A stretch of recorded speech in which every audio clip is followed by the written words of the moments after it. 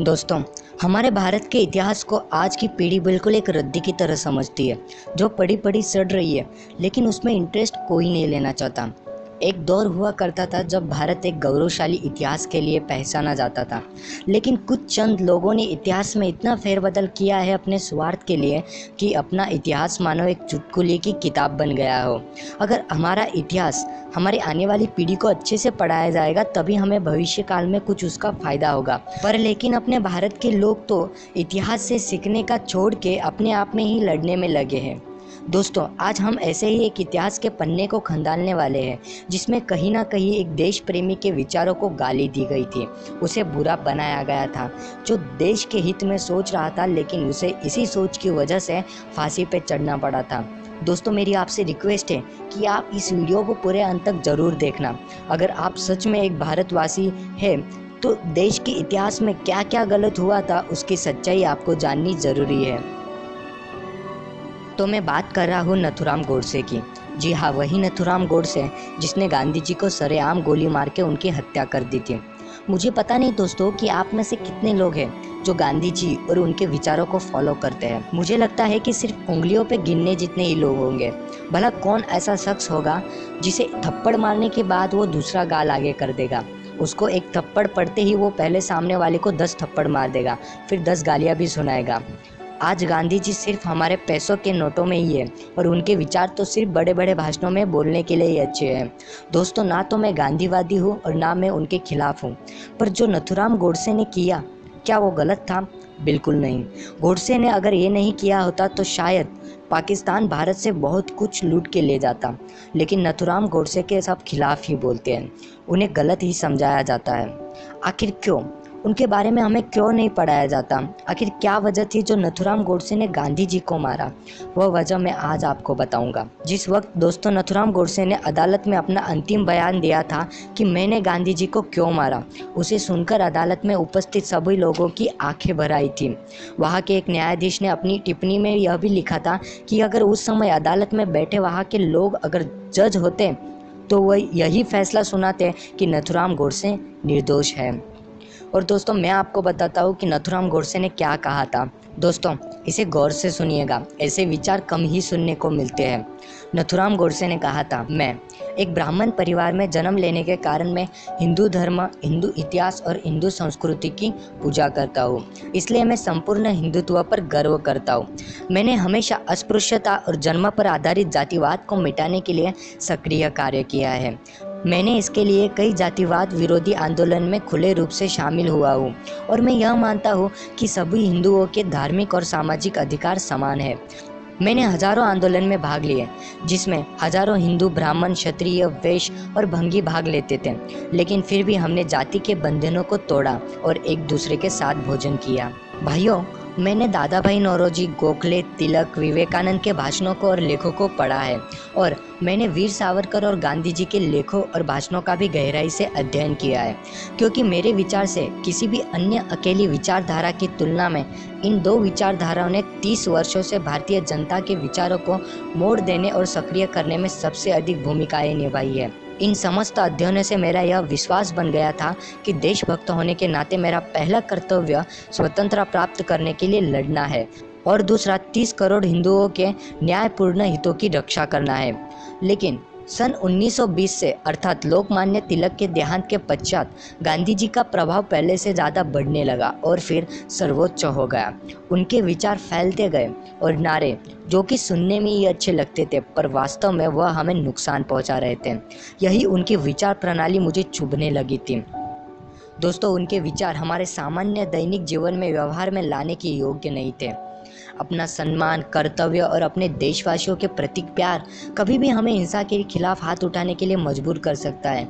हम चुप नहीं बैठ सकते, लेकिन गांधी जी का यही पागलपन देश में हजारों लोगों की मौत की वजह बन रहा था।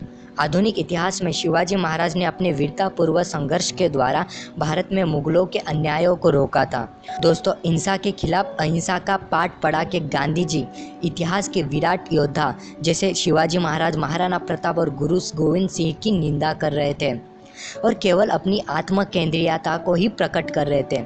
वे दृढ़ शांति प्रेमी मालूम पड़ सकते हैं, लेकिन वास्तव में वे एक लोक विरोधी थे। क्योंकि सत्य और अहिंसा के नाम पर अकथनीय दुर्भाग्य की स्थिति बना रहे थे। जबकि राणा प्रताप शिवाजी महाराज और गुरु गोविंद सिंह स्वतंत्र दिलाने के लिए अपने देशवासियों के हृदय में सदा पूज्य रहेंगे। उनकी इन 32 वर्षों तक उकसाने वाली गतिविधियों के बाद मुझे लगने लगा था कि गांधी के अस्तित्व को तत्काल मिटा देना चाहिए। गांधी अपने लिए जूरी और जज दोनों थे। वो जो कहते थे कांग्रेस को वो मानना ही पड़ता था, जिसका वे गलत उपयोग उठाते थे। देश आज़ाद होने के बाद गांधी भूल पर भूल, असफलता पर असफलता और आपदा पर आपदा पैदा करने के अपराधी थे। भारत की राष्ट्रभाषा के प्रश्न पर गांधी जी मुस्लिम परस्त नीति का साथ दे रहे थे। देश की प्रमुख भाषा बनाने के लिए हिंदी का दावा सबसे अधिक मजबूत था। लेकिन गांधी जी को जैसे ही पता चला कि मुसलमान इसे पसंद नहीं करते तो वे तथाकथित हिंदुस्तानी इस भाषा को राष्ट्र बनाने के लिए लग गए। भारत में सभी जानते हैं कि हिंदुस्तानी नाम की कोई भाषा नहीं है, ना तो इसका कोई व्याकरण है, और यह एक बोली है जो सिर्फ बोली जाती है। लेकिन मुसलमानों को प्रसन्न करने हेतु उनका आग्रह था कि हिंदुस्तानी ही हमारी राष्ट्रभाषा हो, लेकिन ऐसा नहीं हुआ। 1946 से भारत में बंटवारे की आग हिंदू और मुस्लिमों में फैलने लगी। जगह जगह दंगे शुरू हो गए। मुस्लिम लीग की निजी सेनाओं ने हिंदुओं का सामूहिक संहार प्रारंभ कर दिया। बंगाल से कराची तक हिंदुओं का खून बहता रहा। लेकिन सितंबर में जब सरकार बनी तब सरकार में भी मुस्लिम लीग के सदस्यों ने फिर से विश्वासघात किया और अपने लिए अलग देश की मांग कर दी। ऐसे समय गांधी जी बिल्कुल चुप रहे, उल्टा विश्वासघाती और देशद्रोही का समर्थन कर रहे थे। कांग्रेस जो इतना देशभक्ति और समाजवाद का दम भर रही थी, गुप्त रूप से बंदूक की नोक पर देश के बंटवारे के लिए राजी हो गई, जिसमें गांधी जी की सहमति और उनके सबसे बड़ा हाथ था। भारत के टुकड़े कर दिए गए। 15 अगस्त 1947 के बाद देश का 1/3 भाग विदेशी बन गया। हिंदू मुस्लिम एकता का बुलबुला अंततः फूट गया। और आप कहते हैं कि नेहरू और गांधी ने हमें स्वतंत्रता दिलाई। कांग्रेस के नेताओं ने गांधी जी की सहमति से इस देश को काट डाला, जिसे हम पूछते हैं। तो मेरा दिमाग भयंकर क्रोध से भर गया। मुझे आज भी याद है कि गांधी ने आमरण अनशन रखा और उसको तोड़ने के लिए शर्त रखी थी कि हिंदुओं द्वारा घेरी गई मस्जिदों को मुक्त किया जाए। परंतु जब पाकिस्तान में हिंदुओं पर हिंसक आक्रमण किए गए तब उन्होंने कुछ नहीं बोला और पाकिस्तान सरकार अथवा संबंधित मुसलमानों को इसे रोकने के लिए कुछ भी नहीं कहा। गांधी जी को राष्ट्रपिता कहा जा रहा है। यदि ऐसा होता तो वे अपने पिता होने का कर्तव्य निभाते। उन्होंने बंटवारे की सहमति देकर तमाम भारतीयों के साथ विश्वासघात किया है और उन्होंने स्वयं को पाकिस्तान का पिता होना सिद्ध किया है। मैंने स्वयं विचार किया और समझ गया, यदि मैं गांधी को मार दूंगा तो मैं पूरी तरह नष्ट हो जाऊंगा। लोगों से मुझे केवल घृणा ही मिलेगी। मैं अपना सम्मान खो दूंगा, जो मेरे लिए जीवन से भी अधिक है। लेकिन मैंने इसके साथ ही यह अनुभव किया कि गांधी के बिना भारत की राजनीति अधिक व्यापारी और प्रतिरोधक्षम होगी तथा सशस्त्र सेनाएं अधिक बलशाली होगी। निसंदेह मेरा अपना भविष्य खंडर हो जाएगा, लेकिन पाकिस्तान के आक्रमणों से हमारा देश बच जाएगा। लोग भले मुझे मूर्ख और पागल कहेंगे, लेकिन राष्ट्र उस रास्ते पर बढ़ने के लिए स्वतंत्र हो जाएगा जिसको मैं सुदृढ़ राष्ट्र निर्माण के लिए आवश्यक समझता हूँ। मैंने गोलियां ऐसे व्यक्ति पे चलाई है जिसकी नीतियों और कार्यों से करोड़ों हिंदुओं को केवल बर्बादी और विनाश ही मिला। ऐसी कोई कानूनी प्रक्रिया नहीं थी जिसके अंतर्गत इस अपराधी को सजा दिलाई जा सकती, इसलिए मैंने वे घातक गोलियां चलाई। मैं इसकी जिम्मेदारी खुद लेता हूँ और किसी से भी दया याचना की उम्मीद नहीं रखता। आप जो चाहे मुझे सजा दे सकते हैं, लेकिन मुझे पता है कि इतिहास के ईमानदार लेखक मेरे कार्य का वजन तोलकर भविष्य में किसी न किसी दिन इसका सही मूल्यांकन जरूर करेंगे। जय हिंद। और दोस्तों, इन वजह से नथुराम गोडसे ने गांधी की हत्या कर दी थी, लेकिन आज भी उनके इस इतिहास को नहीं पढ़ाया जाता। लोगों को उन्हें गुनहगार के रूप में पेश किया जाता है, उनके विचारों को कहीं छुपा दिया जाता है। मेरी आपसे रिक्वेस्ट है दोस्तों कि इस वीडियो को जितना हो सके शेयर करो, ताकि सही इतिहास सही लोगों तक पहुंच सके।